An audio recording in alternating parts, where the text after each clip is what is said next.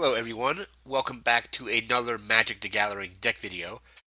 Today I am showing you the deck I used for the Shadows over Innistrad pre-release. I ran a red-black deck that did fairly well, so we're just going to take a look at that deck, and we're going to jump right into the lands. Okay, here we are with our lands. I have 7 mountains. I also have 9 swamps and 1 West Vale Abbey. It has to add colorless to your mana pool. You can pay 5 to pay 5, tap it, pay 1 life to put a 1/1 white and black human cleric creature token onto the battlefield. It also has the ability to pay 5, tap it, sacrifice 5 creatures, transform Westvale Abbey, and then untap it. When you transform it, it comes back as this. Ormondal, Profane Prince. It's a 9/7 with flying, lifelink, indestructible, and haste. I actually got this a trigger, which I'll tell you about a little bit later. But moving into our other creatures, I have 1 Ember Eye Wolf, costs 1 in a red. It's a 1/2 with haste. It also has the ability to pay 1 in a red to give it +2/+0 until the end of turn. I had a lot of luck with this deck, or this card, I should say. Whenever I had this card out, this is one of the games that I won was due to this card most of the time. Next up, we have 2 Farbog Revenant for 2 and a black. It's a 1/3 with Skulk, so it can't be blocked by creatures that have a greater power than it, and it also has lifelink. I have 2 Insolent Neonates for 1 red. It's a 1/1 with Menace, so it can't be blocked except by 2 or more creatures. It also has the ability to discard a card, sacrifice Insolent Neonate, and draw a card. I have 1 Olivia's Bloodsworn for 1 and a black. It's a 2/1 with flying. So it's flying, but it can't block. Also, it has the ability to pay 1 red to give target vampire gains haste until the end of turn. I have 1 Olivia mobilized for war for 1 black, and 1 red. It's a 3/3 with flying. Whenever another creature enters the battlefield under your control, you may discard a card.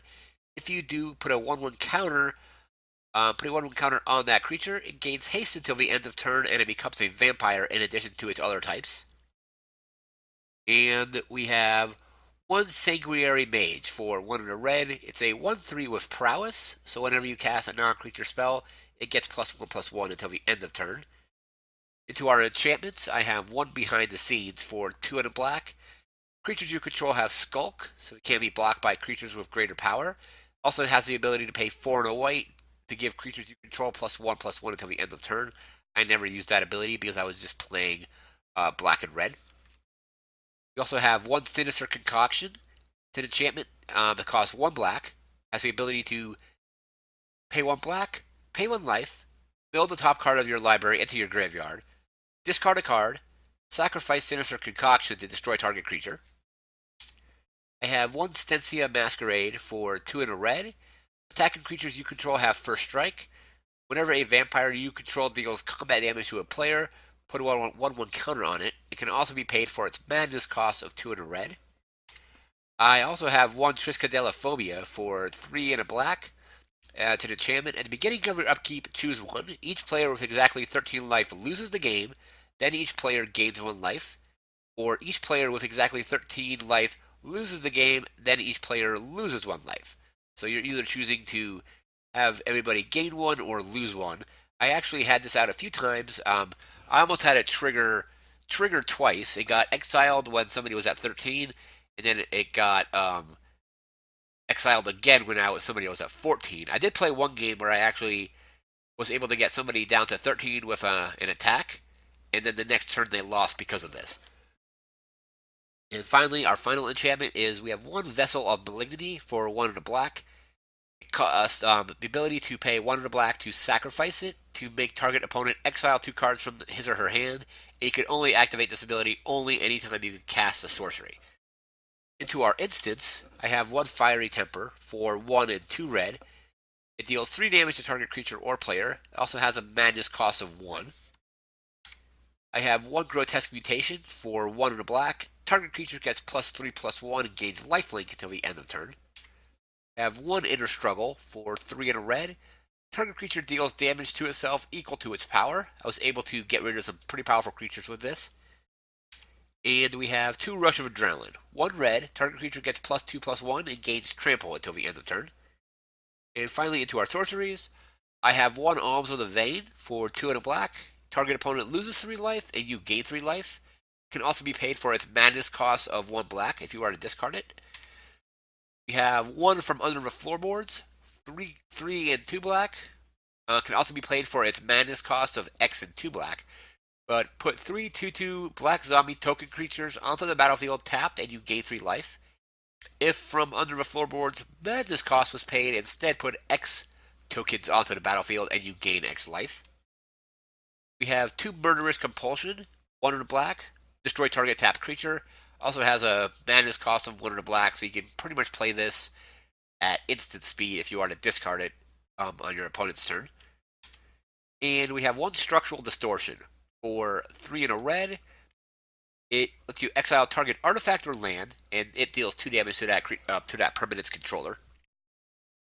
All right, we're going to go back to this card for just a moment. So the way I got this to trigger, and I still didn't win the game because of Thing in Ice. However, what I did, turn before, I had 2 Insulate Neonates on the board, and I had From Under the Floorboards in my hand.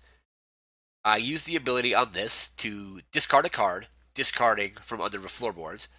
Sacrifice this, I drew a card, and then was able to tap out the rest of my mana. Tapped 2 black and 4 of, I think, 4 of a combination of red and black. I put 4 2/2 zombies onto the battlefield. I gained 4 life. The next turn, I drew Westvale Abbey. So I played Westvale Abbey. I sacrificed the 4 zombies from under floorboards. I sacrificed the other Insulate Neonate, tapped it, and brought it back as him. I was able to attack with him a couple times. However, one time I did 9 damage. The second time it got blocked by a few big creatures, but it does have indestructible. However, I did not ended up not winning the game because this got bounced to my hand due to Thing in Ice. When Thing in Ice transforms, it returns all non-horror creatures to their owner's hands. So it returned it to my hand back as a land, and then he was able to attack with Thing in Ice and a few more creatures to win the game. But it was a pretty fun combination. Triska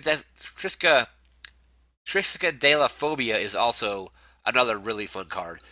Like I said, I only had it actually kill somebody one time, but it's really fun because you just kind of ping them down with damage. Each turn they're taking life, and a lot of my deck has lifelink, so I was nowhere close to being within the point difference to actually trigger this on myself.